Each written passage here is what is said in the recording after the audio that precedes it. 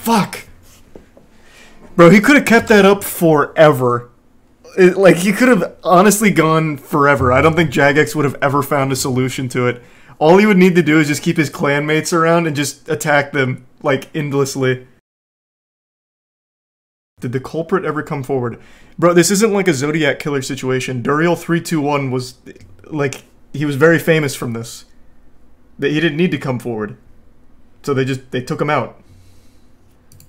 Events There's like no mystery. the Falador Massacre in 2006 will forever be a part of RuneScape history. The ticket came in and said someone's running circumcised around in the prime daring. killing people. The Falador Massacre is one of the most well-known events to have ever happened in RuneScape. Bro, there's open world PvP. People are getting killed outside your house. This is Duriel321. One of the most extreme versions of bug abuse was the Falador Massacre. In a way, this video doesn't need an introduction. The 6th of June 2006, the Falador Massacre. One of the most infamous glitches in RuneScape history. The day that the most popular free MMO in the world saw players cut down in cities, in places they had always thought were safe. The official documentary, the official history book, its own space on Wikipedia, even being canonized in the lore and having official in-game events to commemorate the 10-year anniversary. People have talked about and referenced the massacre extensively. God, this is so nostalgic. Already watched a mini-documentary about it before. So what else is there to say on what is probably the most documented event in RuneScape's long history? What can I tell you that countless of YouTube videos and player interviews haven't already? Just tell me it again. I never make a video unless I can tell you something new on the topic. And after months of collaborating with Jagex themselves, getting the inside scoop, and diving through every other piece of media made about the massacre, we're finally ready to give you the whole story. Time to buckle up and bank your items, because it's time to unravel the 16 years of history this is so intense. Up since the events of the Falador Massacre. God rest their souls.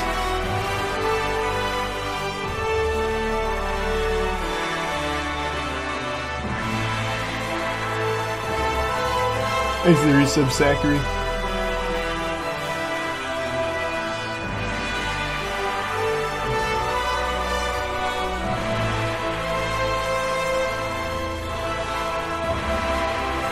God, this is so cinematic. I feel like I'm watching a Netflix documentary.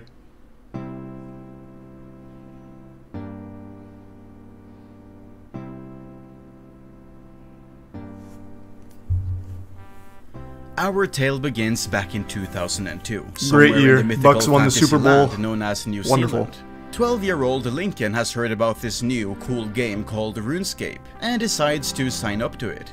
A novel medieval adventure game designed by a trio of nerdy British brothers with a sense of wit and charm that you don't really see in other MMOs of the time. The vast world is the perfect place for a 12-year-old to get lost in, and blissfully unaware of where this road would take him, Lincoln finishes punching in his details, and is ready to enter the world of Gielinor for the first time. Lincoln, who you probably know better as Cursed You, his in-game name, is quickly hooked by RuneScape and starts putting in some serious hours. He's eventually joined by his close friend, Josh, who calls himself Cursed You, with a 0 instead of an O. The duo play together and call themselves the Cursed You Brothers, since their names kind of look similar if you squint hard enough. Lincoln quickly falls down the PvP rabbit hole, becoming an avid player killer who raises his stats and improves his gear solely to get better at taking down other players. He finds a good amount of success in this path, and becomes relatively rich quite quickly. When RuneScape 2 was released in March 2004, introducing the Duel Arena alongside it, Lincoln turned away from the wilderness and went all in on staking. Oh boy, matches the Sand with Casino. Some heavy bets on the line for the winner. Now, in 2004, most stakes were done through magic rather than melee or ranged. Lincoln already had decent PvP skills from his time before the Duel Arena, but he could get an even bigger advantage if he raised his magic level to the max.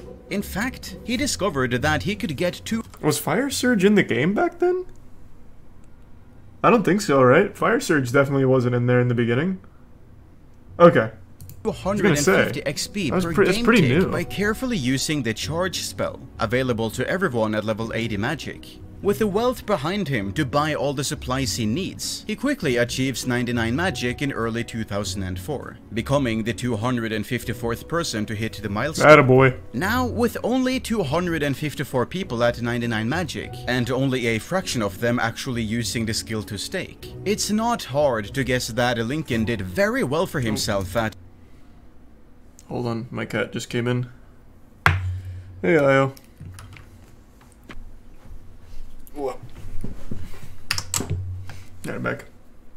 Exit Prime Mellow. They give some blitz. At the duel arena. If you knew what to do, staking was an incredible moneymaker, and Lincoln sure as hell knew what he was doing. The only thing he didn't know was what he was going to do with all the money he'd made.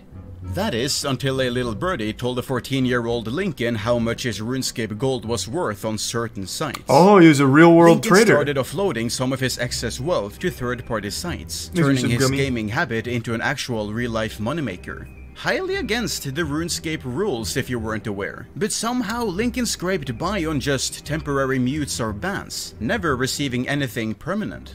This might come as a surprise to you, but giving a 14-year-old a slap on the wrist when they do something wrong generally doesn't stop them from doing it again. Disagreed. And so, the staking proceeds kept making him richer in real life, selling gold for about 17,000 New Zealand dollars, That's pretty good. To about 10,000 US dollars in 2006. And whilst his throwaway account got banned after selling everything it had, his main account remained active and looking innocent in the eyes of Jagex.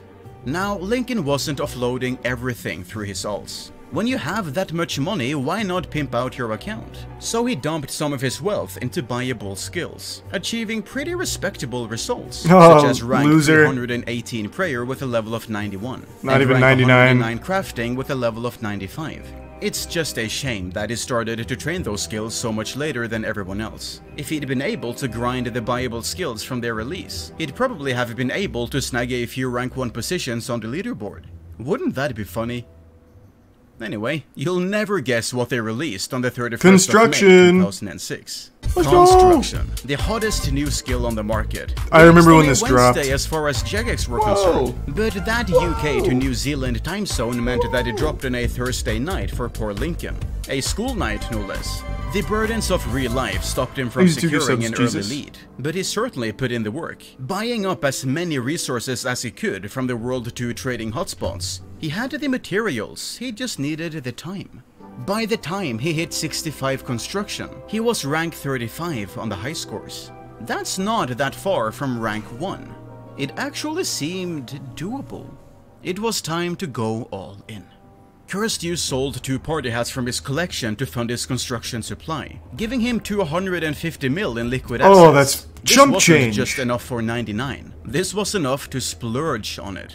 Cursed You opted to build mahogany tables, using a butler to turn logs into planks for him. Yeah, it's the most efficient way. But very fast method. That and gnome benches. This, he also recruited 3 friends to buy any and all mahogany planks they saw being traded on the public market. This wasn't just to increase his supply. This was to ensure his competition wouldn't have any for themselves. While 3 people weren't going to be enough to monopolize the market, they were enough to put a huge dent in it.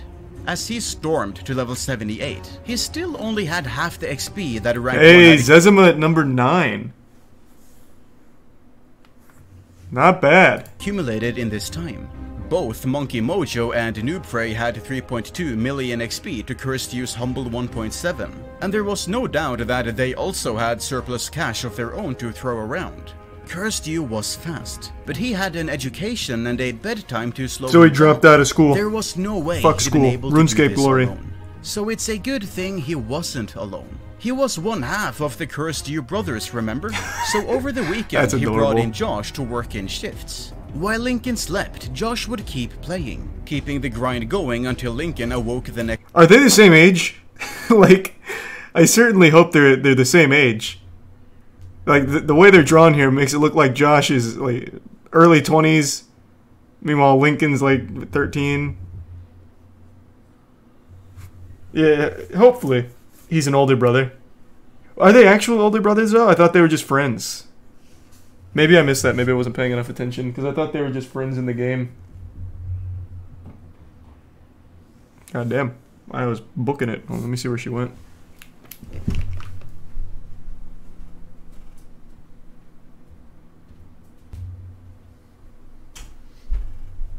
I found her. She went downstairs. Thanks to resub Altair and Ardent. Next morning and took over again. 24 hours a day of non-stop efficient training over the weekend. Now his competition were the ones who couldn't keep up. As he reached level 88, Cursed You hit rank 1 on the high scores for the first time. Oh baby! The end was in sight. No, he it's not even halfway. To keep the momentum going.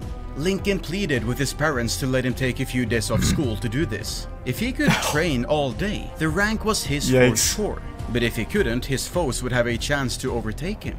Upon hearing their child ask to take time off school to spend the day playing they sent him to a boarding camp or boarding looked school. At each other, did the responsible thing, and said, "Yes." Who knows why they That's let him so do sweet. it. Maybe they knew about his real-world trading earnings and thought of it as him working overtime at a job. But whatever the reason, it cemented his ultimate fate in unchangeable stone. Now that his name was up in lights at the coveted rank 1 position, a lot of eyes fell on Cursed You. And this was during the RuneScape golden era. Who was this kid who came out of nowhere? How did they overthrow the competition so quickly? Can I see his house? The average player in 06 didn't really understand. Wait, the Demon Butler existed back in 06? Holy shit, I didn't know that. I thought the Butlers were like much later.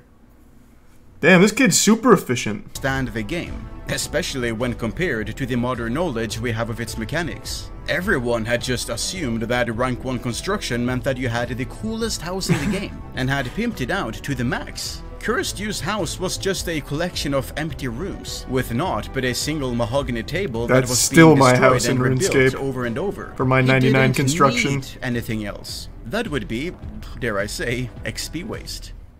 Of course, it wasn't just adoring fans trying to get in touch with Cursed You, cheering him on or begging to see his ultra-cool Omega house. His competition slid into the PMs to ask when he was ever going to log out, or how big his bank was, because theirs was definitely bigger. I have 15 party hat sets, 200 Santas. Woo! I think he's lying though. That'd be like, fuck. Back then, what, like 8 bill? Maybe more? Like that's an outrageous amount. Like I don't think that guy actually had that. He's lying, he's flexing on a kid, he's telling fibs. If you had 500 mil, they had 501 mil, that sort of thing. RuneScape was really just a kid's playground back in the day, huh? The race was a lot closer than Cursed You would have liked, however. Even after the day spent no-lifing the skill, his rank 1 position was dangerously close to being overthrown.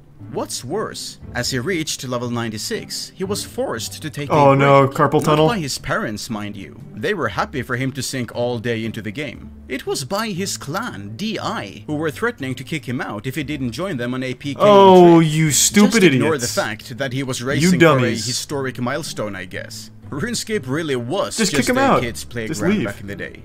This actually gave Cursed You a reason to spruce up his house, however. Since everyone would want to have a look at it after the clan event finished, he threw up some minor furniture as decorations for the party he'd be hosting. This didn't last long, however, since he really needed to get back to training, and he forcibly kicked out all the PKers from his house party. Sometimes foreshadowing is relatively obvious. This PKing trip could quite easily have cost him the race. But once again, fate intervened, and he not only kept his rank 1 position, he's cruising. he finally gave himself a buffer. By level 98, he was 1.2 million XP ahead of rank 2, and him being the first to 99 was basically a given. Oh no, he sidetracked. He wasted no time preparing I didn't to know celebrate. this. Since you can't invite people to your house in building mode, Cursed You decided to make flat packs to get the last few drops of XP with his friends and clanmates around. With a few planks and a couple clicks, Cursed You became the only person in RuneScape with 99 construction. I 100% thought this was going to be the story of Cursed You threw that faded PK party at his house for 99, but then went to Falador, killed everyone, and got banned and never hit 99. Okay. Hey, congrats, Cursed You! Good work, Cursed Brothers. to a small and intimate audience that didn't overwhelm his computer in the slightest. Sometimes foreshadowing is... With his achievement immortalized in screenshots, Cursed You opened the house to the masses of people who had been requesting a private tour of the residence for days. Calls to action were posted on all the popular fan sites and official forums, telling people to subscribe to Will Miss It and to hit the bell to be notified of all future uploads. Or, as he put it, feel free to drop by right now. I'm on World 111 with chat skill, on. and the resub Daniel, by the way. Poyo, and the Prime Husk. Resub Kinway, Spoon, and Reese. And Tom Hanks. So, everyone remembers the massacre as taking place on the 6th of the 6th of the 6th. It's catchy, good optics, yada yada yada. But Cursed You is from New Zealand. That's so far off the side of the world that half the maps don't even include it. So the time zones have gotten pretty muddy here over the years. Some people say the party took place on the 5th, some say the 6th, some say the 7th. The uploader of the original Falador Massacre video claims the party was held at 7 PM Australian time, which would be about 10 AM in the UK. But Jagex staff claimed they were woken up at 2 AM to try and fix the resulting issues, so that doesn't match up. That also doesn't match up with what we know about Jagex. There's no shot they're waking up at 2 AM to fix something. They'll just get up at normal time and be like, it's fine. I mean, I guess maybe it was different back then, but there's no fucking way. Luckily, we don't have to guess. Cursed You's party invitation was posted at 11:09 PM UTC, 1 hour prior to Jagex's time zone, placing the party at just past midnight in the UK on the 6th of June 2006, and still on the 5th of June for our American friends. Funnily enough, Lincoln gave his buddy Josh absolutely no credit for all the hours he put in on construction during those late nights. Rough. He couldn't risk getting banned during his own party. Fair. Partygoers rushes to the house, building up quite an audience in a very short period of time. In only minutes, hundreds of players poured in, all eager to see the construction king and the castle he had made. Man, the nerve of this guy standing here in fucking iron armor and an air staff saying, for fuck's sake, finally. You pussy. You're lucky he let you win it all. One such player was the also 16-year-old Brian hailing from the United States. Brian was pretty much a nobody, really. Just your average RuneScape player at the time. A super cool teenager who was into metal music and video games, unlike any other 16-year-old at the time. He'd actually got into RuneScape because of a friend of his, Voodoo Legion, who he met previously on a different game. Brian first tried Imagine I hear my name in this video, Strong Wolfo, making his first account, which you all probably guessed the name of. That's right, it was S2Cell.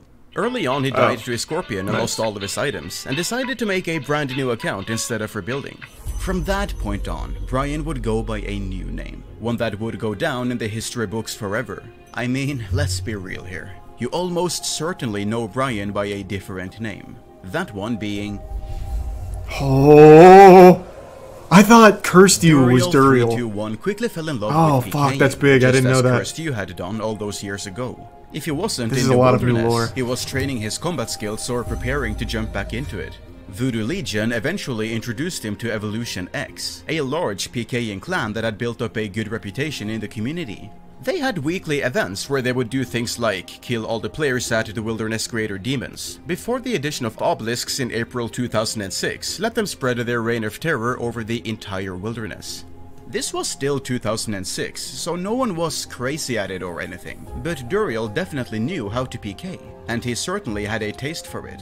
And sure enough, in the early evening of the 5th of June 2006 US time, Duriel was sitting on TeamSpeak with some of his friends when one of them, Alien, told him to come visit a house party in World 111. This is so cool. Cursed You was the first person to hit 99 construction, and was hosting a massive party that everyone was going to. So, sure enough, Duriel decided to hop over and see what all the fuss was about. Interestingly enough, Cursed You had made a dungeon, a floor of the house where people could fight each other when PvP was turned on. Showing up with some basic gear he was wearing at the time, he stepped through the Remington portal and got to partying. And by partying, I mean bashing other people's faces in. Perfectly safe, of course. You didn't lose anything if you died in the dungeon. It was just for fun. You'd just re-enter the house, climb back downstairs and start all over again. That's all it was ever meant to be. A place for safe, friendly PvP. Now, when I said everyone was at the party, out of the 1,200 players online in the world, Cursed You would in later years estimate that 800 of them were all at the party. RuneScape Worlds could reasonably hold up to 2,000 people spread across the map without too much trouble. But if you had a lot of people in one place, such as the 800 attendees cramped inside Cursed You's home, things started to chug. And oh boy, was it starting to lag. About 30 minutes past midnight UK time, Duriel, barely able to see what was going on, died in the dungeon and respawned outside, before re-entering and made his way over to the throne room to see what the magic ball thing was. And as he gets to it, the screen freezes completely. A loading message appears in the top left of the corner, and before he knows it, he's back in Remington, outside the house. I thought this was a planned glitch. I thought it was everyone. Cursed You had kicked all several hundred players from his house in a desperate attempt to stop the lag. His house was now only open to his friends, some of which joined him back inside, eager to keep the party going as a small gathering that only the cool kids could partake in. Little did they know, this was the only safe place left in the entire game. When you have several hundred players all in one area, it can be hard to see what's going on. Yeah, true, you can't plan a glitch like that, but I thought I remembered hearing, and I guess this was just old rumors, that Duriel was, he found the bug. Like, Duriel was the one to discover the glitch. But I guess clearly that isn't correct. Though, that's what I recall hearing. The game lags, the minimap is filled with white dots, and the main game is covered by an endless sea of players obscuring everything. But something's not right. Some players have health bars, and they're going down. Maybe they're being attacked by a random event or something. No, they've only just left the house. Nothing should be attacking them just yet. Trying to figure out what's going on, Duriel clicks into the ocean of players, expecting to walk to a different spot, but instead he's given an attack option, just like the one he had earlier while he was in the dungeon. Oh dear. So he was chosen. The Slaughter King. What just happened? You might be surprised to hear this, but no one is actually 100% sure what the cause for the open world PvP glitch was.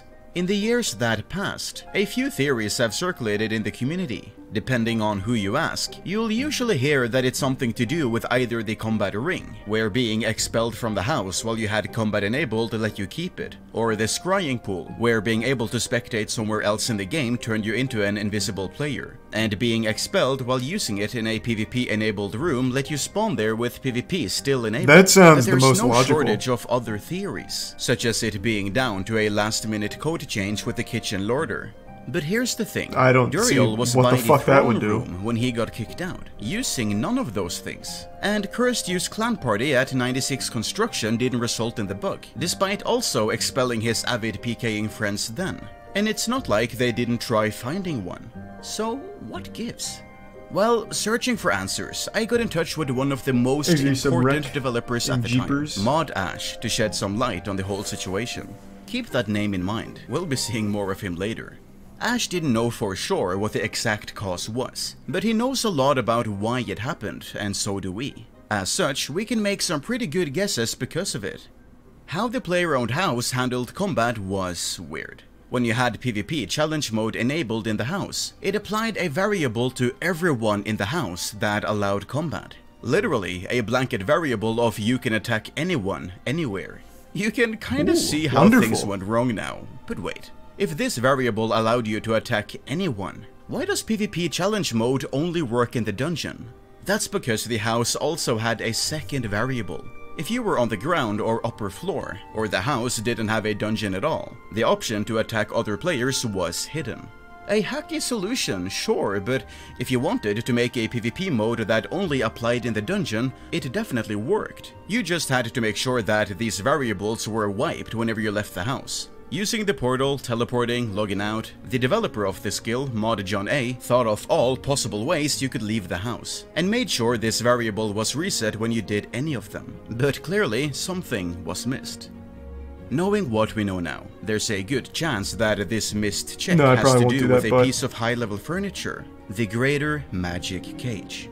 requiring 89 construction, and only a week after the initial release of the skill. Most players had never seen one, nor interacted with it. Neither had Cursed You built it when his clanmates believed they had found a bug the day before, as shown in the image they took in the throne room during the same party. All which would explain why the bug wasn't found until now. As the cage is used to trap people, that means additional variables are applied to them, which may have muddied the water for the code. As mentioned earlier, Duriel explained in an interview 3 hours after the event that he was in the throne room to check out the cage. But he's not the only one. A Swedish user on the DI forums explained only an hour after the massacre that also he could attack people after being teleported from the inside of the greater magic cage. None of the J-mods that actually had a part in fixing the bug knew for sure what actually caused the variables to smuggle out of the house. Only one. Even the skill's developer explained in the RuneScape history book I wonder if the other guy got away with it, but couldn't specify what. Now, obviously, the bug can't be abused today. We're going to be talking more about that later, but to get a true understanding of the greater magic cage's involvement, I made a last attempt to find the cause of the bug by messaging upload manager Moisty. As a Jagex employee since 2008, few J-mods know the game's coded secrets better than Moisty. As an upload manager, he's been in charge of implementing all code involving hotfixes and new updates since 2010. Next to this, he's had a pretty big interest in bug abuse, keeping in touch with RuneScape's bug abuse curator and learning the ways of how to break I remember the game the Rotten both Potato, internally, but also externally. Was it Rotten Potato? I think it was. Some might remember him from the Rotten Potato documentary, where Moisty was shown to be in contact with the old bug abuse communities. If anyone at Jagex would be able to look up the code and find the bug, it'd be him. But even Moisty couldn't say for sure. The construction code has changed a lot over the years, and the closest we can get to the original code is from August 2007, being the same code of the game used to bring back old school. Already at that point had Jagex made several changes to avoid the massacre from ever happening again. But Moisty could, after reviewing the 2007 code, make a guess at what happened in June of 2006. Hold on for this, cause we're getting a little technical now. Don't worry, I understand. When standing in the greater magic cage and somebody pulls the lever, it traps the players inside. If the player chooses to drop them down to the dungeon, an animation plays where the player is falling. As we know, Cursed You expelled everyone from his house whilst our known PKers were in the cage. And the Swedish user did explain the cage was in the process of teleporting him when he was kicked, suggesting the animation had been activated when Cursed You hit the emergency brakes. Based on how the code worked at the time, Moisty believes this caused a rare instance where two actions happen in the opposite order of what they're meant to do. Assuming Cursed You expelled everyone in the same game tick as a different player sent the trapped players to the dungeons, the game prioritizes the action activated by the player with the highest player identification number. Oh shit! Pid played a role. Nice, the number each player had depended on how long you had been online on a server. The longer you stayed online, the higher the number you had. And obviously, Cursed You had been online for longer than most of his party guests, making his action of expelling the guests take priority. So when hundreds of players, including the ones in the cage, spawned outside, the other action was still queued up, and played directly after they all had been kicked. Since getting dropped into the dungeon would register your account as being in the dungeon, the variable saying you're on the upper floors of a house disappears, and PvP mode becomes activated. So, in summary, you have a variable that turns on open world PvP, and another that stops it if you're on the ground or upper floors of a player-owned house. This is supposed to be removed when you leave the house, but the developer forgot about the greater magic cage, and now you have open world PvP. I wouldn't really say they forgot about it. Stupidly specific circumstances. As long as you don't go down, pop worlds or teleport, the variable stays visible. Okay, enough on mechanics. It's time to talk about the carnage. As players start dropping, panic spreads around the Remington House portal. Some people still have no idea what's going on. So cute. Others know exactly what is going on. Some players run as fast as they can, not wanting to lose their expensive items they had brought to the prestigious party. Others are just deer in headlights, unable to avert their eyes from the disaster unfolding before them.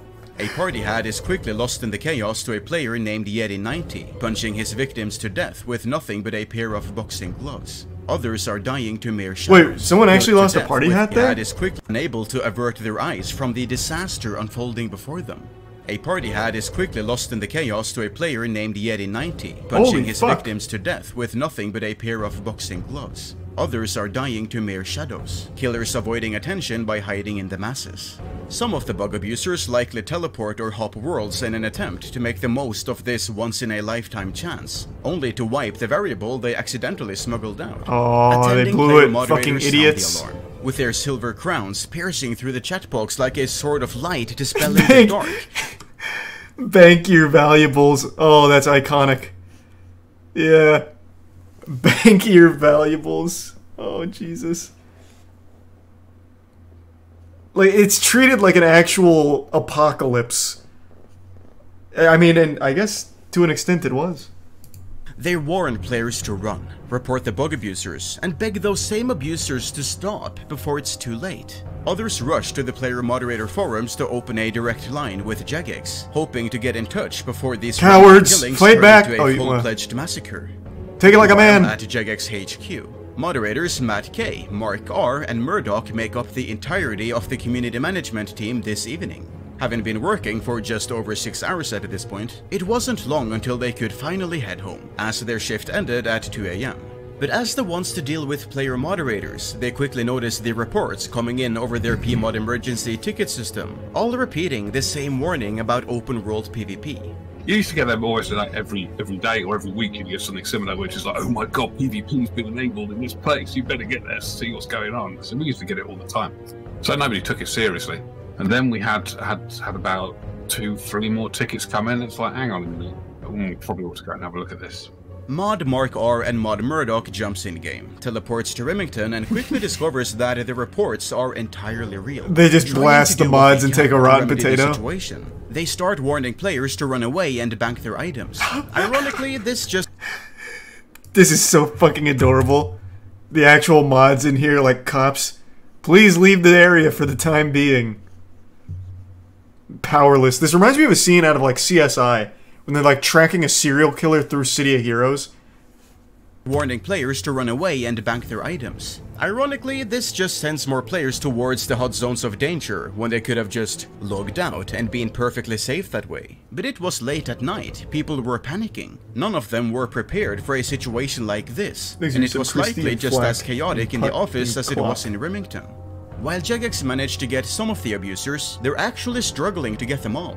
You know how you can't log out of the game until 10 seconds after combat? Turns out even Jagex couldn't get around that requirement. And so if someone attacks a player, and then just attacks someone else within 10 seconds of their last kill, they just can't be logged out. Sure, the moment they stop, they'll be slammed by their ban. But until then, they can just go as long as they want. The Remington mask cascades into a system of predators and prey, with those expelled with the attack buttons able to murder any other player in the game, and those without unable to attack back. The mods can't save you now. Stuck in a non-PvP zone, only able to watch as their health ticks down until they lose everything they're carrying. With 2 J-mods unable to do anything but watch as the chaos unfolds, those with items to lose run north to the nearest bank, hoping to deposit all of their items before they're forcibly stripped of them. Some players are quick to escape, but not without trouble along the way. One of the bug abusers... Wait, what did he say? Mugging in progress? Oh my god, I missed this era. Fuck! ...to deposit all of their items before they're forcibly stripped of them. Some players are quick to escape, but not without trouble. Is that what he says? It seems like it. Is that mugging in progress? PKing in oh, he capitalized the P and K. Oh, it looks like an M. Oh. Along the way. One of the bug abusers, Jonathan 0, follows the crowd north to attack players attempting to get to safety. He gets no kills, and attempts his luck against an unsuspecting player doing a farm run. Inside Cursed You's house, however, the Construction King and his friends are completely unaware of the chaos they've caused outside. They're just chilling and enjoying the afterglow of their friend's achievement. However, a lot of the reports flooding in from the P-mods are name-dropping him and his party, so a scrambling statue decided to lock his account just in case he's somehow enabling the bug. We've got somebody in-game who is causing the bug to be abused. The only way to get him he was innocent. to stop it is to get everybody out of his house. So we banned him. In order to stop it then and there, that's the only option you got. You can ban them or let them carry on. It's like, well, you ban them, kicks everybody from the house, and doesn't let them back in again. So Cursed You is issued a ban. He is forcibly disconnected from the game, and his house immediately closes, with all of his friends forced outside into the masses. People are dying, P-mods are shouting, and even a couple J-mods are there trying to save the day. To call it a reality check is the understatement of the century. Cursed You is informed about the chaos over TeamSpeak, and does a cheeky little bit of ban evasion by hopping onto his real-world trading mule account, Hidden P-Hat, to check out the situation for himself. This is so cool. Duriel321, still in Remington, has spent the past minutes observing rather than abusing the bug. Though we know he attacked somebody in the town and discovered the variable still applied to him, it's likely he paused once the J-mods showed up. They clearly didn't know about him just yet, otherwise Duriel would have been just another ban in the Remington carnage. But Brian had always been a PKer. It's the whole reason he played the game, and he'd be given the ability to attack anyone, anywhere. There was no way couldn't he bank for better PKing items? Taking the plunge. He'd still have the variable. His friends, who were fully up to date on what was going on from the perspective of Duriel himself, all encouraged him to keep going. But they had to be smart about it, and laid a plan to do as much damage as possible. He splits off from the crowd, also making his way north towards the nearest bank. But he's not here to deposit his valuables, he's here to bring them out. While he did, okay. Masses, he tells one of his TeamSpeak companions, P6 EMX60, to wait by the Falador Bank so he can accept some items in a trade. By this time, Johnny His Old Zero had also made his way to the Falador East Bank, still attacking players in the area. Damn, this guy racked up some bodies. He is attacked by a different player who also has the PvP variable still applied, asshole. RuneScape Go 1, who is much better geared to fight. Jonah teleports off to escape, simultaneously ending his minutes of attention in the spotlight. As Duriel arrives in the bank, RuneScape Go 1 pledges attention in the spotlight. I love this shot. As Duriel arrives in the bank. Bro. RS Will Miss It is killing it on this documentary. It's like a security camera footage just tracking Duriel into the bank. This is so good. RuneScape Go 1 pledges to protect the CCTVs are live. From future killers. Little does he realize, the largest predator of them all is just a few squares away, getting ready to seize the moment all of his days in PvP had been building towards. While most players were still attacking random players in Remington, Duriel and his encouraging friends were ready to abuse the bug to its fullest potential. He knew the consequences. He knew he wouldn't make it out of this unpunished, but he knew this was his chance to go down in history as a legend. He heads out of the bank and enters a trade with his waiting friend. What items did he trade, you ask? Well, we're not sure. There's no way to know what was in his inventory. It's a pretty safe bet to assume that Duriel was offloading some of his most valuable items, fully expecting an incoming ban for his upcoming actions. But with both of them ending the trade with a thanks, it was time to make history. Brian and his TeamSpeak friends had laid an evil plan. While players had started to reach Falador to bank their items, no one had reached the neighboring towns. So, taking a leisurely stroll, Duriel made his way to the once named Ghost Town. If he'd tried to teleport with an Amulet of Glory, he'd have lost his PvP variable, something he didn't know about but avoided by sheer luck. If he'd tried to world hop in an attempt to tear down the busy hotspots of World 2, he would have also lost the variable. This guy's a fucking genius. There were many opportunities during the night where Duriel could have easily come to an early end, and he just happened to avoid them all. And so, Duriel arrived in Edgeville with a rogue variable still primed. The unsuspecting players in Edgeville thought nothing of it. People go there all the time after all. No one could have expected that this was going to be a ghost town once more. With the element of surprise on his side, Duriel immediately started swinging at the base, targeting those bearing the most expensive items. PKers returning I had no idea with hard-won spoils. Alkers barely paying attention to the game as they tore through their giant piles of items, and those displaying their obscene wealth through equipped items. God have mercy! As the spree is going on, his friends on TeamSpeak are calling people over to Edgeville for Duriel to slay. One of the unfortunate victims answering the call is Primo, a wealthy player carrying his beloved green party hat. Oh no, Primo! After he stepped foot No! Primo is dead. Brian is filled with adrenaline, seeing God the damn it! paper hat appear on the ground before him, and equips the infamous green party hat that he'd wear as his spree continued. No, what? Oh, that's so... This is so lore heavy. Yeah, so Duriel, this is his look. So he didn't even, like, the party hat wasn't his, he killed for it. That's so big. Like a trophy. He's the predator. As the kills racked up, players started crowding around Duriel, wondering what was going on as the killings continued. Around this point, Duriel removed both a white and a yellow party hat from their previous owners. However, he was actually unable to pick up much loot for himself, as the greedy onlookers seized the opportunity to grab what they could, descending on party hats and high-level gear like the vultures that they were. Duriel knew a ban was incoming. It wasn't in it for the money. Thank you, Fish. It couldn't be. It was a bloodlust driven entirely by an adrenaline rush, a lust for chaos. As sizzle, fearful crispy. players fled Edgeville, they made west for Falador, hoping to get away, and eager to hunt down the rich and wealthy just within his grasp, Duriel gave chase. While Duriel had already torn up Edgeville and is making their way to Falador from the north, players in Remington finally heed the advice of the J-mods and make their way to Falador to bank their items, having seen all the bug abusers in the area start to disappear and believing the glitch to finally be over. Even Mod Mark R and Mod Murdoch fall for this misconception, seeing a peaceful Remington and believing it's all over. Rather than following the players to Falador, they log out, believing their job to be from done. Duriel. Fresh blood runs to Falador from the south, running straight north in hopes of finding safety. They slam into the refugees from Edgeville, with a one-man army hot in their trail. Remington may have found peace, but that's because the chaos had all gone north. And with a mass amount of targets congregating in Falador Square, and Duriel descending from the north, the stage is set for the greatest was he the last one with the bug? has ever seen.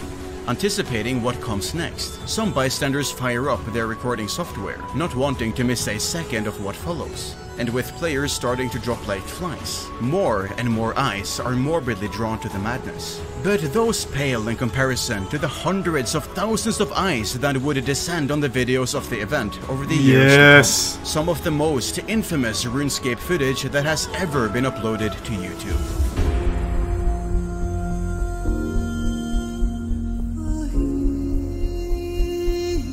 This is so good.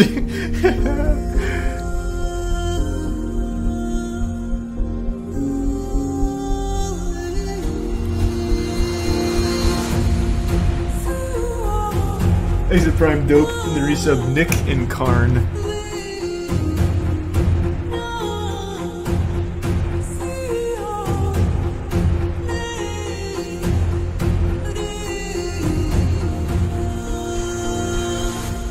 For 5 long minutes, the rampage races Falador to the ground. PMods beg for players to get away and bank their items, but people are enthralled by the history in the making, and the pleas go unheard.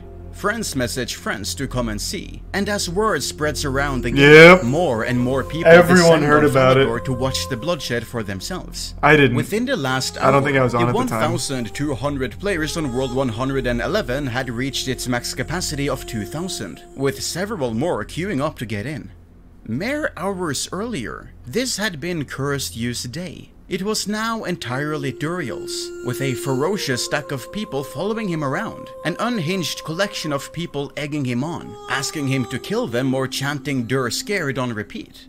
After building up this army of followers and clearing Falador of targets, Duriel decides to head back to Edgeville to take down the sneaky players who thought they'd managed to evade him. With impending doom returning to the edge of the wilderness, does he make it? Continue to beg for help on the forums. Someone, anyone at Jagex, we need you. Well, they did have Jagex at the scene. Having realized the problem had spread further than Remington, Mod Murdoch logged back in to try to solve the problem. Damn it, They could Murdoch! force Duriel from the game. They could slam the banhammer on him, but Duriel was unbannable as long as he stayed in combat. And high on the bloodlust from the bug, he wasn't going to let enough time pass between kills to leave combat mode. with a pool of targets around him. Why wait 10 seconds when you could immediately kill someone else? So Murdoch went for the second best thing Jagex could do. That is, asking Duriel as kindly as possible to stop, please and thank you. If JMod powers weren't going to save the don't day, give in. Don't give in. Unsurprisingly, this didn't stop Duriel. However, Murdoch was hot on Duriel's trail. He had to slip up eventually. There was no way he could keep up the perfect murderous pace for hours on end. Goddamn right he sure could. enough, Duriel slipped up. GHJJF, who just so happened to be the leader of Cursed You's clan, DI, became Duriel's last target, barely surviving next to Barbarian Village. As Duriel heads dead north to Edgehill on the hunt for more victims, too much time passes before he manages to strike again. 10 seconds are quickly gone. Mod Murdoch slams the disconnect button and Duriel is ejected from the game, the almighty train coming to an immediate halt. Duriel hadn't been banned, however, only disconnected. Mod Murdoch were probably more concerned about getting the biggest predator offline before doing anything more complicated.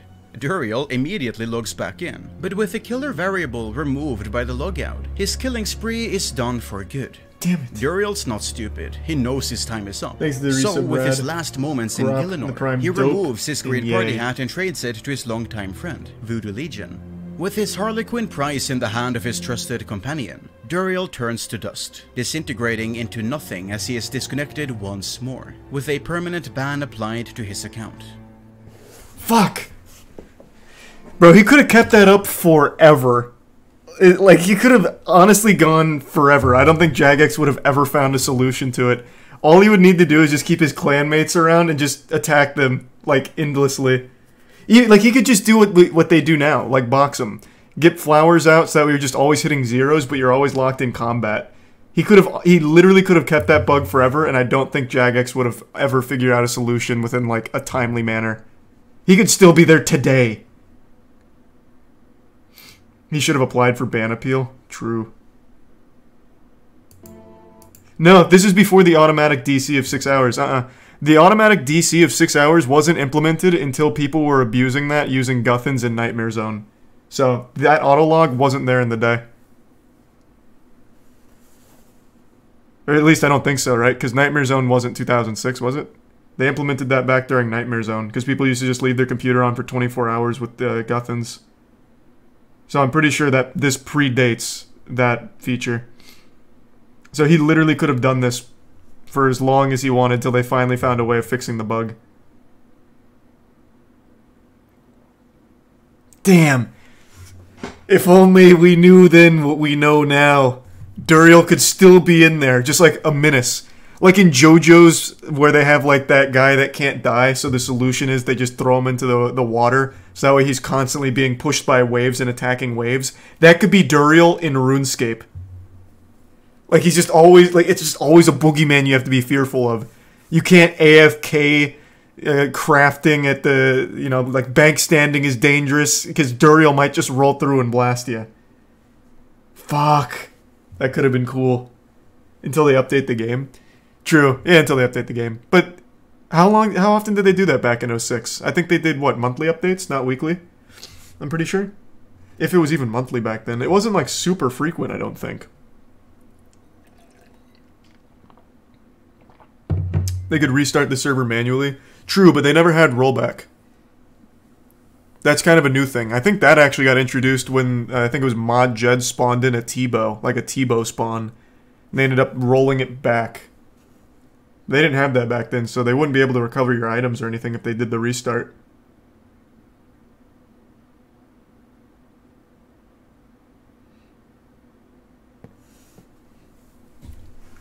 Thanks to the gift sub Obama and the resub Stimpy and Jumping. After about an hour of stress, fear, and death, the infamous massacre had seemingly come to an end. But the funny thing is, yeah, I really regret Duriel not going to had managed Falador keep then. Going for such a long time, I heard about it, I just because didn't he go. ran to a different I wasn't town online at the entirely time, I to don't begin think. with. By the time the why I reports of looked it up. Duriel's rampage had made it to Jagex, the killings in Remington and southern Falador had already lasted for 20 to 30 minutes. The largest predator might have been taken down, but who knows how many other killers were still running around the game? Who knows what events haven't reached community management's ears? And who knows if it's not all about to happen again. The bug was still in the game. This was only the start of a very long night for Jagex. To say Night Shift were struggling was an understatement. One of the biggest sources of stress was to do with escalation. With no developers in the office overnight, there was no one on hand to fix the bug. Community management certainly couldn't do it. Do they hope for the best, cross their fingers that the bug doesn't become widespread with more offenders appearing and let it get fixed in the morning? Or do they nip it in the bud here and now? Well, by the time the British clocks got closer to 2 AM and the end of their shift, the call was finally made. They needed backup. Just 2 weeks prior, Andrew Gower had been the only person in the system who had permission to add hotfixes to address issues like this. But by sheer coincidence, Andrew had recently delegated this responsibility to a different employee, System Administrator Maud Slake. Slake had seized the opportunity with both hands and openly admitted that he would be more than willing to come in the moment an emergency needed him. Anyway, faced with his first emergency, Slake immediately called Andrew Gower in the middle of the night. Okay, that's a little mean to the guy. Slake was definitely up to the task and willing to do his part in stopping the problem, but while he had the permissions to deploy a hotfix, he didn't really have the technical know-how to confidently stop the glitch without breaking anything else in the process. He needed a developer's insight. Stirred at 2 AM, a tired Andrew Gower was bombarded with information about what had been happening in the game.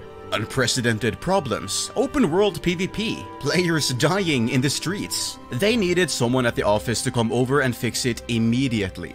Andrew, annoyed to be stirred by the very person he appointed to avoid this sort of thing, told them to deal with it themselves and gave them the number of the only other developer who had agreed to do emergency callouts. The man, the myth, the legend.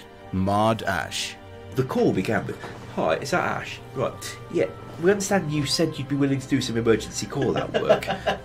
We've decided to go ahead with that plan. Frankly, I didn't actually know who it was. Didn't recognise the voice."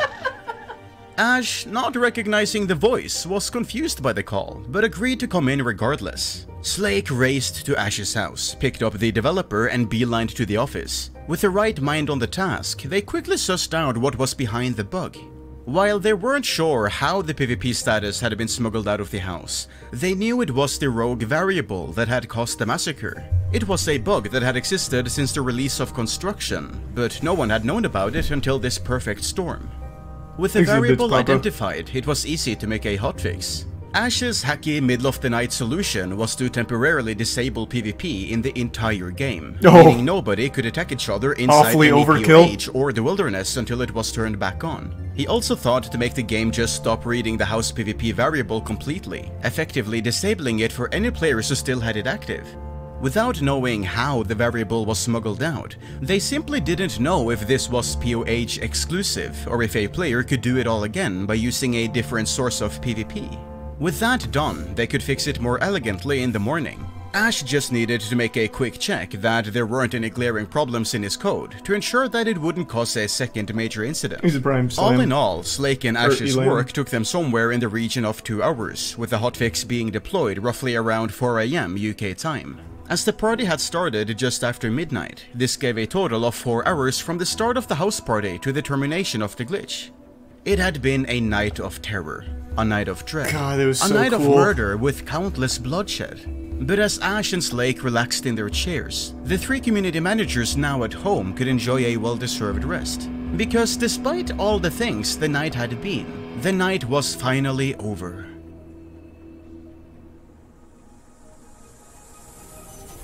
Survivors of the massacre share their testimonies over all major RuneScape forums in the following hours. Yeah, I remember that. Threads tell the tale of the terrors on back World in the official forum days, calling it the Doomsday Massacre due to the coincidental date of 666.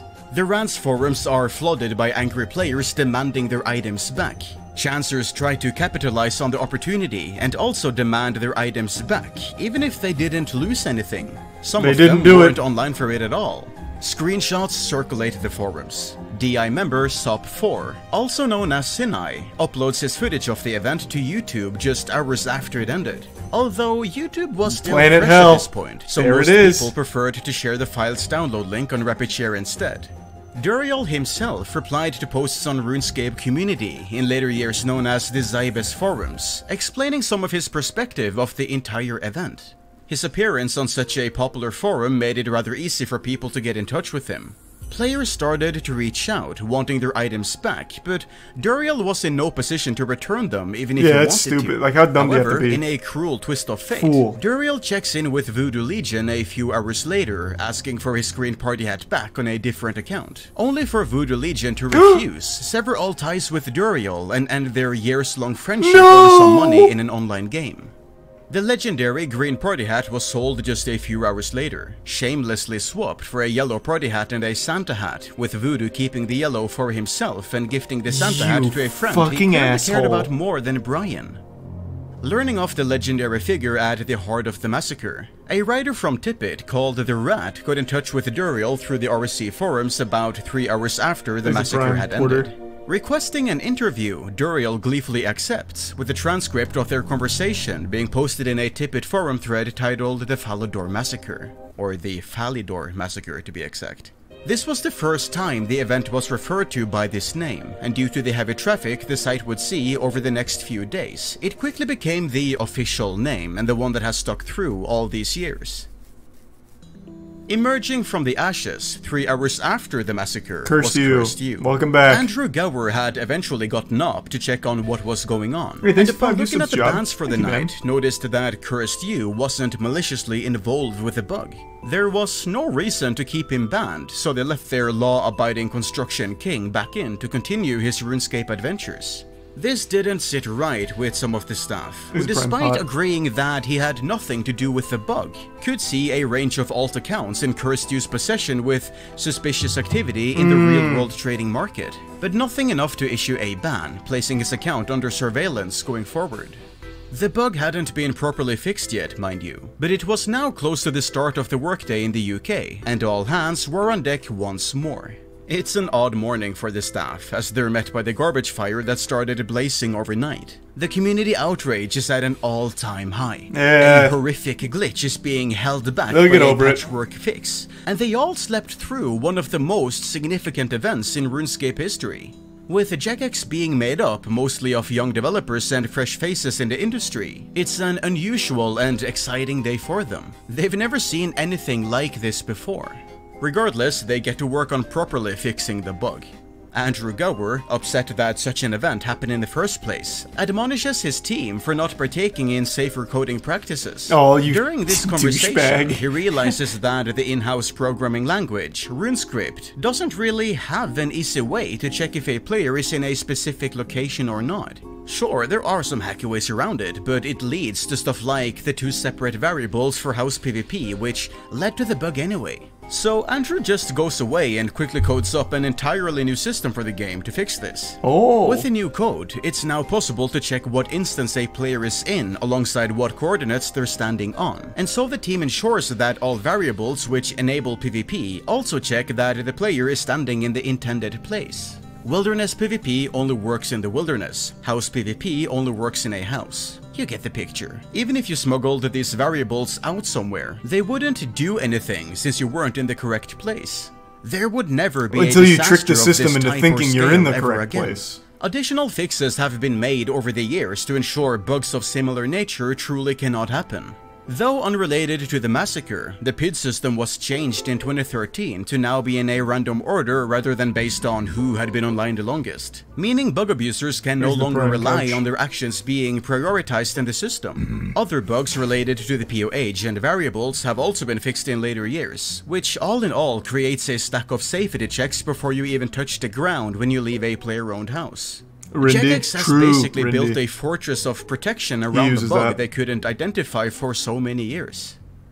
Having proved himself with his 11th hour 8, Slake gives Modash special permission to deploy hotfixes to the game without requiring a system admin such as Slake to push it through for him. While Modash tends to get a lot of the credit for stopping the massacre, Slake was equally important in saving the day. After all, Slake was the admin on call. He was the one who drove to Ash's house and the office, and the one who pushed the hotfix through. He's a prime captain. Without him, there was nothing Ash could have done in this situation. But as a last, just as important major change, players could now be banned even if they're busy smacking down people in PvP. As for the people, Paul Gower took to the rants forum with some terrible news for the players. Apologizing profusely to all of them, there was nothing they could do for the victims. The system wasn't able to perform a rollback at this time, returning everyone to their state just before the killings. And there was no way they would be able to issue item refunds, as Jagex did not keep a backup of that sort of data, and legitimate requests were being drowned out by a sea of people trying to get free stuff. No one would be getting anything back at all. Imagine permanently losing your best gear and not getting it back solely because some kids were trying to scam the system in wake of a huge tragedy. I know I'd be upset. The discussion on the days following the massacre saw people go back and forth between despising and supporting Duriel. Some players felt a rollback was the right solution, with his ban being reversed alongside it. I mean, who could resist such a tempting glitch? Everyone would go around and kill as many people as they could if given the chance, right? Others thought the ban was justified, given he had exploited one of the most serious bugs the game had ever seen, and knowingly went around murdering people to steal their expensive items. While Duriel was permanently I wouldn't call him a hero, Cursed You but was I back wouldn't in call him a business villain. and enjoyed a reasonable status as an online celebrity following the massacre. Despite not taking part in it at all, his name was forever connected to it, and everyone knew him. However, he was far from a golden child and received another mute just a few weeks later in July 2006, for reasons unrelated to the massacre. Even in the evidence report, you can see a player calling him a legend. Must have been a nice ego boost for the 16-year-old. Pride comes before the fall, however, and with Jagex actively monitoring his account, only 2 months passed after that fateful night before Cursed You pushed things too far. Or rather, I should say Cursed You, since it was Josh playing on Lincoln's account. While Lincoln was at school, Josh started to brag about real-world trading on the account, while also attempting to sell gold. The ensuing report alerted Jagex to Cursed You's long and shady history on the topic, and so the account was permanently banned for real-world trading on August 26, 2006. Despite being banned, Cursed You still stood his ground that what he did on his account was a solo mission, claiming what ultimately nailed his coffin was actions done by an intelligent account hijacker. With both Lincoln and Brian removed from the game, the story of the stars of the Falador Massacre came to a swift close. Okay, that's not quite true. While the Duriel account was permanently banned, that didn't stop Brian from playing RuneScape.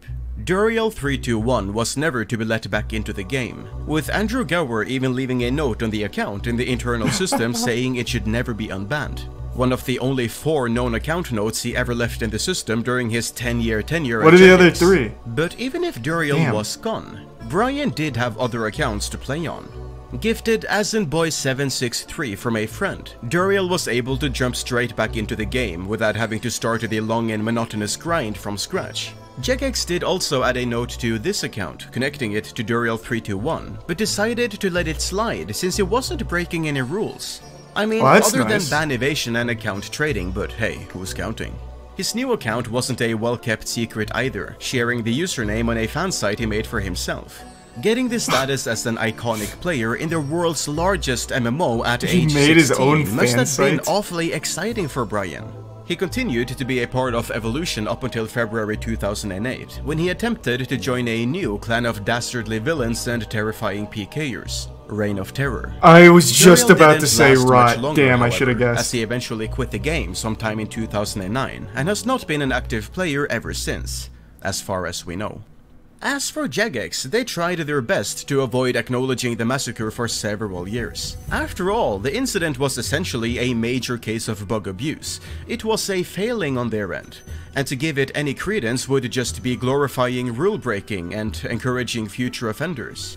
But time heals all wounds, and those personally affected by the massacre moved on with their lives, either rebuilding their accounts or leaving the game for greener pastures. Avoiding the topic was the official stance right up until RuneFest 2014, at which point Jagex decided to start talking about it in preparation for the RuneScape documentary. It was still there's a something of an RuneScape documentary? awkward topic though. With the rise of mass shootings over the years, as Jagex started to bring it up, they had to make sure they never glorified it. Staff members who had dealt with active shooter incidents in real life never found Falador Massacre jokes to be funny, so they knew how sore it could be for some community members.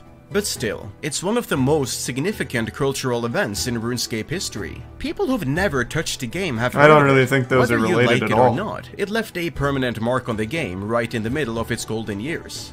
In 2016, on the 10-year anniversary, Jagex decided to fully commit to acknowledging the incident by adding an in-game event that recreated Cursed You's infamous house party, followed by a giant Duriel 3-2-1 miniboss that players could fight together. That's super cute. Even Old School held an anniversary event, opening up a temporary World 666, where players could engage in open-world PvP in Falador without it affecting their accounts on the regular worlds.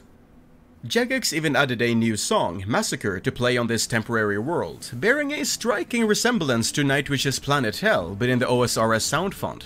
As Planet Hell was the background song for the most well-known YouTube footage of the massacre, many players associated with the event, and to this day, all the top comments on the YouTube upload of the song are about RuneScape. Jagex also outsourced a gaming company to create a simple game for Facebook titled The Falador Massacre. Described as a top-down view of Falador as it appears in Old School, you'd have 3 minutes playing as Duriel 3-2-1 to get as many kills as possible. Bro, if I was Duriel, I'd just fucking sue. I'd be like, you're using my likeness, you are paying me for this Facebook shovelware. You got me fucked up. I need a piece of this pie. NPCs posing as players would pop in from all directions wearing different items, awarding a variety of points depending on the item. Unfortunately, your likeness Facebook in their game, wasn't goddamn right. A game I'm coming at you. Massacre, and thus that was is rejected mine. and never released. In the years after Duriel left the game, his details were somehow shared online, likely as a result of one of the many leaks of the Zybes forum database, allowing imposters to log on and pretend that they were the PKing legend in disguise. This tricked various content creators into making videos about them, some of which have since been taken down. Many streamers have also claimed that they were actually Duriel 3-2-1 returning to the game, but these were all fakers trying to use the name to boost their audience. Cursed You also eventually returned from the land of the dead, oh, he's a streamer. back into RuneScape under the inconspicuous name Cursed You. See, 2 S's, it's totally a different guy. I bet the second S stands for secret. Anyway, he streamed consistently for about a year, uploading several YouTube videos during this time, releasing some never-before-seen screenshots from the construction grind. He got in touch with the Jagex moderators and some content creators, sharing his stories before fading away He's a once Prime more, anime. joining Brian in the greener pastures that He's lie got tired in the of it, world that's all. outside of online gaming. Wherever the two of them may be now, they leave behind a legacy that will forever be a part of RuneScape history, gaming history, and all of the players that were there on that fateful day. Thank you all so much for watching this deep dive into RuneScape's most famous bug of all time. It's kind of funny thinking that, even after all these years, we never fixed the actual bug that caused the massacre. They only added workarounds to stop it happening again. Far down in the code, that bug is still there, and honestly might always be there inside RuneScape for the rest of its life. If that isn't a poetic metaphor for the legacy of the massacre, I don't know what is. Anyway, I really hope you've all enjoyed this video. Until next time, my name is Willamicet, and I'll see you all later. Fuck, that was so goddamn good. Oh, that's a shame. Why are they against, like, being part of the community? Exit tier 1 Dusty. And the gift sub Zach. Bug is still there. We can make another massacre. I have no doubt someone's already been able to do it, but they just don't want to lose their account. Like, Rindy uses a very similar thing, where he's able to trick the game into thinking he's somewhere that he's not. So if that bug still exists, which it seems to, he could easily trick it into thinking that he's still in the house. He just chooses not to. Corrupted Blood WoW. Never played WoW. Well, I never got into WoW, so I don't really know what that means. Oh, PvP bug was a classic too. RuneScape had some really cool bugs. I think as far as MMOs go, RuneScape had the most iconic bugs. Falador Massacre fucking made YouTube.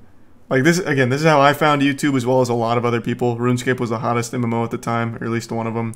Falador Massacre happened, video dropped on YouTube. So many people flocked to it. I don't think this is like the actual original upload. I'm pretty sure this is a re-upload, but the only surviving one. And then RuneScape also had a really cool glitch called Rotten Potato Glitch. So what happened here is one player... Oh, it looks like they even made a video on it. One of the players... Oh no, this is just him messing with it. A player found a way of smuggling pickpocketing to players. So, I'm going off memory, so I might be wrong. Oh, look, Will Missit even made a video on it. So what he did is he lured a Jagex mod into the game and then used that glitch of pickpocketing players to pickpocket the J mod, and he stole something called the Rotten Potato. And what the Rotten Potato does is it allows the Jagex mods to do anything. They can spawn in things, they can do anything. So he stole an admin tool and ran away. Thanks, resub Nero. It's an ordinary Thursday. It's almost the end of the working week for Jagex, and a quiet one at that. The loyalty program was announced just a few hours ago, and as the morning blooms into the afternoon, two players named DataGuide839 and Titanium enter the Stealing Creation minigame on World 158 and 119. Prime PP. Mod Chriso, the lead bug curator on RuneScape at the time, receives a message, and then a few more after that. DataGuide and Titanium claim they found a bug, and they want to show him how it's done. Amused, Chriso decides to check out what they found. He teleports to Stealing Creation, unaware that he's about to become the victim to one of the most famous exploits in all of RuneScape's history. He's about to get jumped.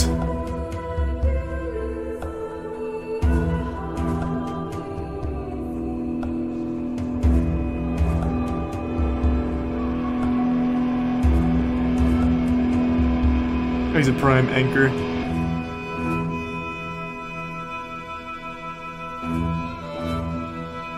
So fucking cool.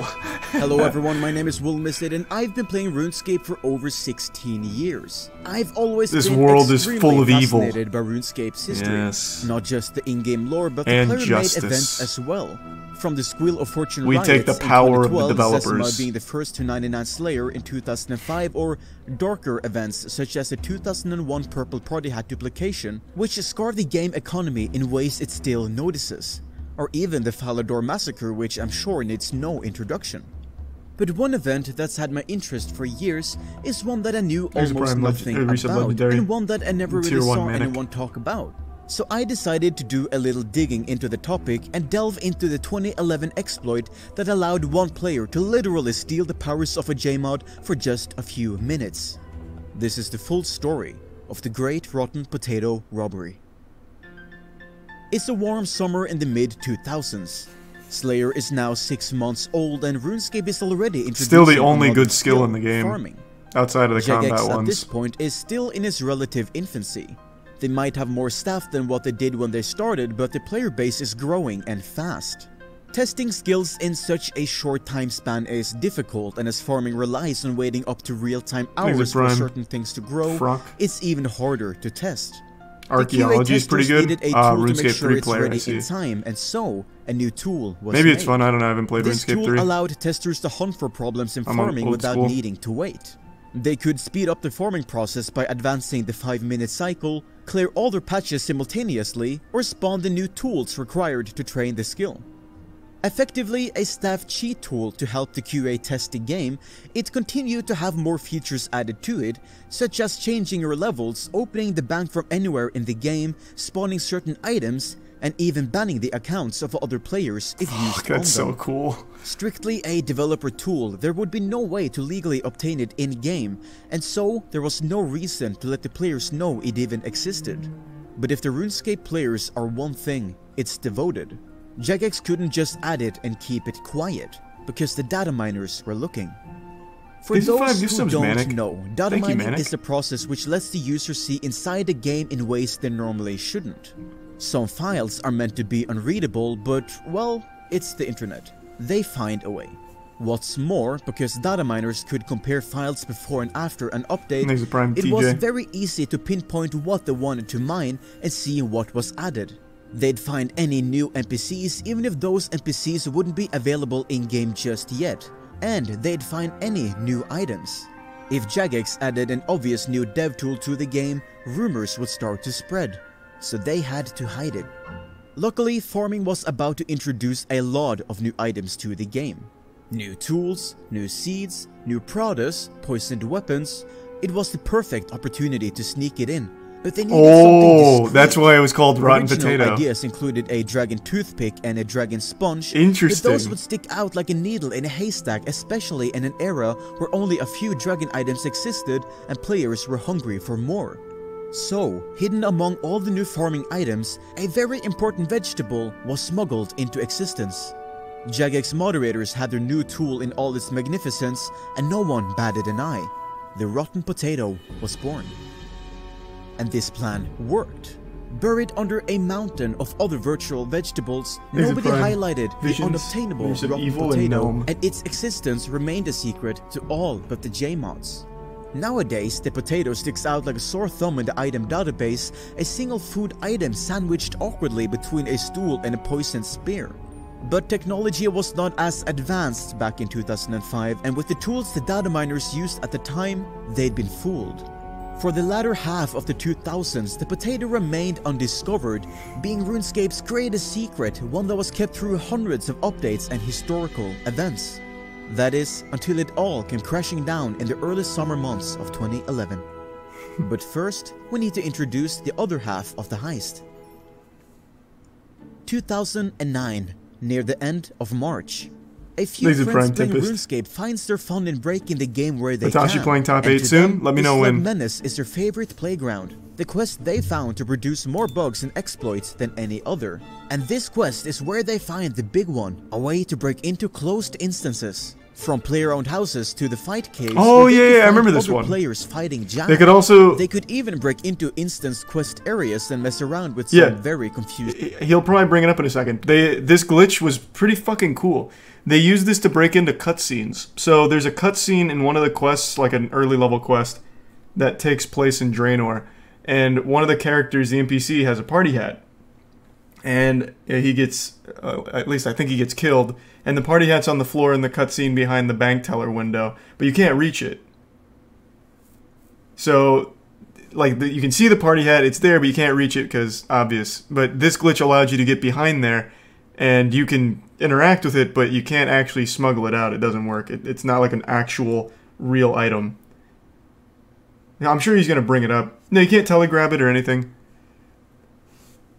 I'm sure he'll mention it with this glitch. Not long after they discovered this, they attracted the attention of one J-mod in particular. Mod DC, the lead bug curator, made contact with these friends. As a bug curator, one of his responsibilities was to keep a close eye on cheating communities and make sure that any threatening developments were dealt with swiftly. DC and Jagex as a whole regarded these friends as a low-risk group. They may have been skilled bug abusers, but they weren't going to abuse anything which would impact the game or its players. They may have messed around with somewhat of a JAD attempt, but they weren't going to bring their own gear onto it and duo it with a stranger or anything like that. I also remember this, I think it was this glitch. They actually did have a big lasting consequence. You could use this glitch to do corp, like, infinitely. Corporeal Beast being, like, a really big money-making boss because of the drops. You can get, like, sigils and shit. So I think it was this glitch. You could have, like, 3 people do it, and they could all meet at Corp and just kill Corp infinitely, and it couldn't fight back. So they have no idea how many sigils were actually farmed that way. It could be billions and trillions worth of sigils. So it was a really cool glitch. Jagex didn't make contact with these groups very often, but it was an avenue they could take if it meant they could find and patch up potentially dangerous exploits. DC talked to the friends for a good length of time and promised to make things worth their while if they complied. From membership to in-game recognition in the form of their own chatbox crown, similar to the silver crown of the player moderators but green, like the ones forum moderators enjoyed on forums. All of this and more would be theirs if they told him how the bugs worked. Offering rewards to bug abusers was nothing new. They'd employed a similar tactic when trying to stop an item dupe several years earlier. Smart. And just like last time, they gave with one hand but took with the other. Once the Slug Menace bug was recognized and fixed, DC wasted no time swinging the ban hammer. Ooh. Abusers, people who helped the abusers, the pizza delivery guy for the abusers, all banned. By issuing IP bans, the abusers lost not only the accounts they had performed the bug on, but any other they had ever logged into, and anyone unfortunate enough to have played on their computer, such as friends and family. In this purge, some RuneScape veterans lost their accounts, ones that had never been associated with bug abuse in their lives. Not willing to be defeated, the friends persisted. They obtained new accounts and evaded the IP bans. This wasn't just a case of clicking the create new account button and playing dumb to the bans. They gained access to some accounts through real-world trading and recovered others which were abandoned and protected by poor security. They were back and better than ever. There weren't just some friends goofing around anymore. They put together a true bug abuse team. Hax Unit was born. Yes sir. They used to have videos on YouTube. Their second year of existence. I don't think they do anymore though. Going strong. Mod DC's time at Jagex started to come to a close, and he began training up a successor, the community manager Mod Criso. As a part of his preparation, DC informs Criso of the active cheating communities, yeah, I've got the stream pulled up, so I'm ready to watch. After, Criso makes contact with some of their members. His main correspondents are Roy, known in-game as Waste, a player known only as Hay, and Quint, known in-game as Titanium. For now, Criso seems solely fixed on gathering information. Over time, in association with Hax Unit, a handful of obscure bugs are found and fixed. As they were once again considered low risk, they're seen as harmless, and only a few of the abusers' throwaway accounts are banned.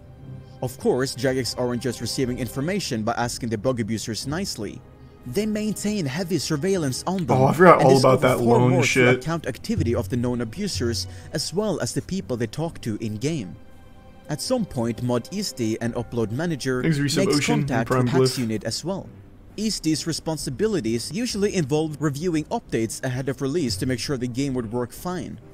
With a background in QA and bug fixing prior to his role as an upload manager, he shares a common interest with Hax Unit in bug abuse and how the core game worked. Just like Criso, he was looking to gain insight into potentially abusable bugs so they could be fixed long before they'd ever be a widespread problem. While Jagex claimed Hax Unit were low risk, Hax Unit seemed to suggest that was misguided. From their creation in 2009 to spring 2011, they claimed that they found several major bugs such as muggles and money dupes and sold these bugs to players who would abuse them for profit. However, despite two Jagex moderators keeping a very close eye on them and their accounts, none of these bugs were identified at the time and none of the Hax Unit accounts were banned. Hax Unit had clearly proven themselves to Jagex. They had found and produced a great number of bugs on video, but Jagex did still not ban them, seemingly to prefer having a knowing eye on them than risk them going underground and acting outside of their supervision. Now, obviously Jagex doesn't release their policy on bug abusers to the public, but at the same time, none of the sources I had could give me a confident answer as to why they let the Hax Unit continue to publicly boast about their bug abuse achievements. They weren't hurting anyone. Let it ride. That Jagex fully intended to take action if they had any inclination that they were beginning to abuse more serious bugs. If this had happened, the 2011 we know would have been completely different. If you've never encountered this sort of stuff before, it might seem weird that Jagex would just let the bug abusers go about their days and not take any action on them, but you'll find that this is common not just with Jagex but with law enforcement in general. As Jagex stressed at the time, they didn't see Hax Unit as a threat. If they banned them, they weren't just gonna go, well, they banned us, GG boys, they got us. They just keep going like they had when they first formed Hax Unit. And if they were out of Jagex's watchful eye and started abusing bugs in secret, who knows what could have happened. Exactly what did happen. The 2009 bug from the Slug Menace was fixed. That didn't mean bugs that could invade instances were gone for good. Here we go, this is where I'll mention it. Hax Unit discovered a similar way to break into other people's instances, and during the first Double XP weekend of 2011, they tried to break in to stealing creation. The idea was simple. While in a game of stealing creation, oh, maybe you could not. Still not the pickpocket party other hat one. players. I really thought he So would. if you manage to get a player into the minigame who wasn't playing it, you should be able to steal items from their inventory. And since there was no need for any restrictions on this in stealing creation, you couldn't bring in any of your own items, so pickpocketing was fair game, you'd be able to steal items that you wouldn't normally be able to trade. You could take quest items or even holiday items. A good idea, but it didn't work. While they could enter instances of stealing creation, they would end up on the floor below the minigame, which was inaccessible to the players of the minigame and only there for decoration. They were on the cusp of a breakthrough but thwarted at the last hurdle. Or so it seemed. Before they went back to the drawing board, Hay made a suggestion to the others. Sure, they weren't able to get themselves onto the field of a stealing creation game, but what if they turned the situation around? Rather than having them teleport into the minigame and getting stuck, what if they had someone teleport to them? Say, a Jagex moderator. To Hack's unit, having Jagex moderators breathing down their necks wasn't anything new. They were already in touch with a few of them, so getting one to show up wouldn't be too difficult. Starting their own game of stealing creation, they PM'd the first Jmod they saw online. Moments later, Moisty appeared in their game. Quint set the stage. He told Easty that for this bug, Easty would need to spawn a dragon token in his inventory. A quest item from one of the more dangerous sections in Recipe for Disaster, dragon tokens were both hard to get and untradeable, but featured in many prior exploits by bug abusers. Wary of what Hack's unit were up to, Easty hesitantly agreed and spawned in a dragon token in his inventory. And then, it was gone. Their theory was right. Quint had stolen the dragon token. Stealing Creation's pickpocketing feature bypassed all normal trade restrictions. You could lift absolutely anything off another player. But the thing is, there wasn't any known way for other players to properly break into the instance, not in a way that they'd be able to be pickpocketed. At this point, Easty had been talking to the group for a while, and it was clear that, while amusing, there was no real urgency to this bug. They'd only managed to pull it off by asking a Jmod to come to them, which wasn't a luxury the average player had available. A note was made of the exploit, but it was very low priority as it was effectively impossible to replicate. Furthermore, as they'd specifically taken a mostly useless quest item, there was no reason to issue any— Short break, Hotashi did just— oh wait, no, he's not starting it. You just lied to me. No. Hotashi's not playing yet. I think he plays next. Bans in response to this. It's not like they had asked Easty to spawn party hats for them. Jagex didn't think unless too he's much not on of the mainstream, encounter, which wouldn't but make for any Hack's sense unit, because it's for this top 8. was a breakthrough. After all, if they did manage to get a Jmod to spawn in party hats or Christmas crackers, the consequences would be huge. Even if they didn't find a way to get players in the instance themselves, this was a working avenue. It was time for Hack's unit to do what they did best. Exploited. 2 days had passed since Quint had pickpocketed a dragon token from Easty. Feeling emboldened, they contacted the lead bug curator Mod Criso and asked that he joined a friends chat. They had a bug in an instance location they wanted to show him. Criso first teleported to Hay using a throwaway account named DataGuide839. Hay goes for the kill, but the pickpocket fails. Ooh, the plans in rough. chaos. You see, in stealing creation, having a high thieving and level, Mod Criso. Oh boy. He's laying it on thick. He just said fail. Eek. Ooh, unlucky. helps protect you from pickpockets. Being a full 20 levels above someone else makes you immune. Helpfully, Hack's unit saw an in-game message in the chat box reminding them of this, and for whatever reason, Mod Criso actually kept going along with it. He teleports to Quint, and while the two are together, Hack's unit tells Criso to set his thieving level to 1. And so, Criso set his thieving level to 1. Oh, he's going in!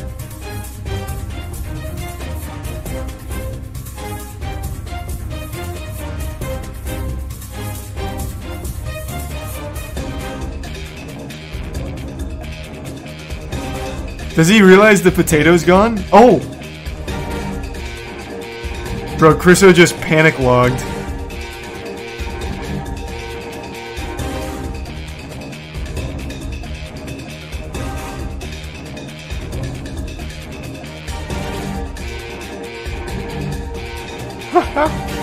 He is sweating so hard right now.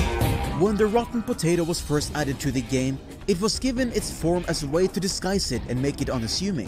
Fittingly enough, for several minutes, Quint did not realize that they'd stolen one of RuneScape's most valuable items. It was only after they'd realized it was untradeable that they'd hit the jackpot. For the first time in RuneScape's history, a regular player accessed the developer tools.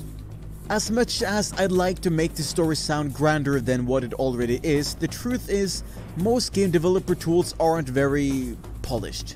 Since users will never see them, as long as they're functional, they can be as much of a mess as they need to be. Lacking the relevant insider information, most of the options on the rotten potato were confusing to Hack's unit. A tool to locate upcoming shooting stars for that particular distraction and diversion was labeled as Star Stuff. Buried in the menus were a number of other options relating to various RuneScape content, but also some other interesting features. Yeah, not a whole ton of options to actually. disable the automatic logout. In a few minutes Quint had the potato available to him. He mostly used it to open his bank and spawn a quest cape. Interestingly enough, he was able to equip the quest cape despite only having 51 quest points. Although it was automatically unequipped when he reloaded later, like it does for all players when a new quest is released. Quint dropped the rotten potato shortly after receiving it, causing it to instantly despawn. Why would Criso wasn't blind and he noticed what had happened. What was once an extremely low priority bug was now the most important one the team had to deal with. What was the thought process on dropping account was it? quickly disconnected from the game. The very same day, Moisty implemented a simple fix. If someone other than a Jmod attempted to use the rotten potato, the item would instantly delete itself. He also added an exception to make sure that Jmods could no longer be pickpocketed in-game. And that was it. No mass panic. Jagex were all well aware of what had happened, and the incident spread throughout the office. But Quint hadn't done anything too major with the rotten potato. The one item that it did spawn the quest cape was unequipable. It was a self-contained incident that no one else knew about, and there was no impact on the greater game at large. But there could have been. Should have been. Cracked He a blew few it. jokes in the office about Criso's potato and continued as if nothing had happened. Like it or not, Jagex now faced a problem. They had kept eyes on Hack's unit and treated them as a low risk, but it would be foolish to keep thinking that. After pulling the stunt on Moisty, they had roped in Criso as a second target and stolen the most dangerous item in all of RuneScape. Sure, they might not have abused it at the time, but what would be next? Prime Hulk? Not wanting to take the risk, Mod Criso spent weeks after the incident banning all Hack's unit accounts as they popped up. All known members were wiped, and the moment they detected any new accounts from them, they slammed those down as well. This crippled Hack's unit's ability to continue their work. New accounts wouldn't have access to the content required to perform the bugs and would be banned before they got anywhere.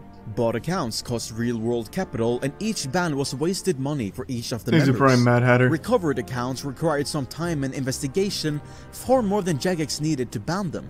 It was a losing battle, and so, Mod Criso had successfully put a stop to what was RuneScape's most notorious active bug abuse community at that time. He'd even done it single-handedly. Hack's unit was done. Or at least that's what Jagex had thought. See, Hack's unit had been backed into a corner with no other way out. Unable to keep working as they were, so they hacked the mainframe. Jagex had no idea that Hack's They're unit in their banks had one now. last trump card, because Quint had recorded the whole thing. In an act of defiance and an act of revenge, Hack's unit went public, and the now infamous clip was uploaded to YouTube. To say the video was popular would be an understatement. It lit the community on fire. I am so Within disappointed he thousands of dropped the views, discussions potato of for the some incident reason. Overwhelmed both fan sites and the official RuneScape forums. Jagex were on full damage control. Forum moderators immediately closed any and all threads about the rotten potato that they could find. Mod Criso's friend chat was overrun by people trolling him for falling for it and had to be temporarily closed to the public. Discussion in other places, such as the RuneScape wiki, centered around whether the video was legitimate or not and whether it could be counted as evidence for the item even existing. It's the start of the work week, and what a start it would be. Over the course He couldn't of the trade it. He weekend, doesn't need the to trade it. community outlash had He could have just kept spiraled out spawning of shit, control. like test every single Of course, feature there. The video had spread internally throughout Jagex, but all the relevant J-mods were already aware of the details. They'd been there when it happened, after all. With the fire on the forums only growing stronger, J-mods began to step in, trying their best to defend Criso.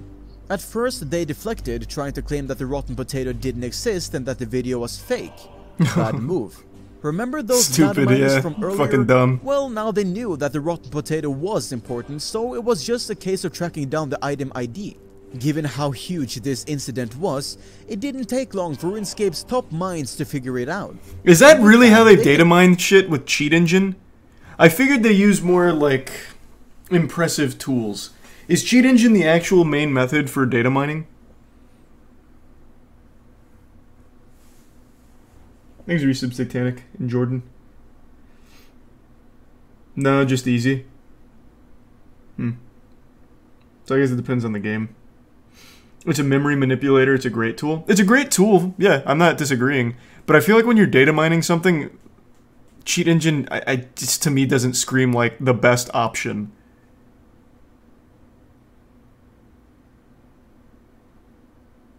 It hasn't changed much at all, wholly. I mean, what else can they add to it? It does exactly what it needs to.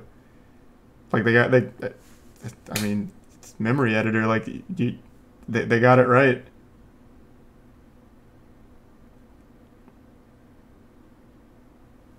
Exit Tier 1, how was your day in the Prime Jeebus? Oh, Corrupted Blood was the glitch. Yeah, I do remember that. Yeah, I actually do know that story. Exit Tier 1, big gamer. Most games have known file formats that people can extract. For this on screen, it's for people debugging / testing.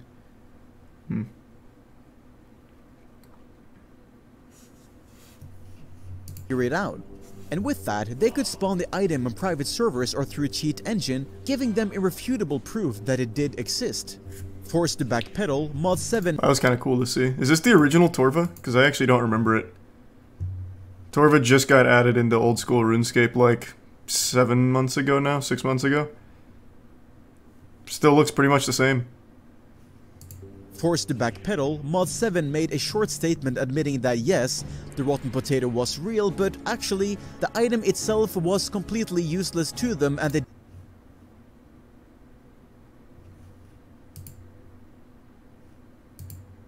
No, Hotashi wasn't playing, was he? No, I've got his stream open right now. He's not playing. Why do people keep lying to me?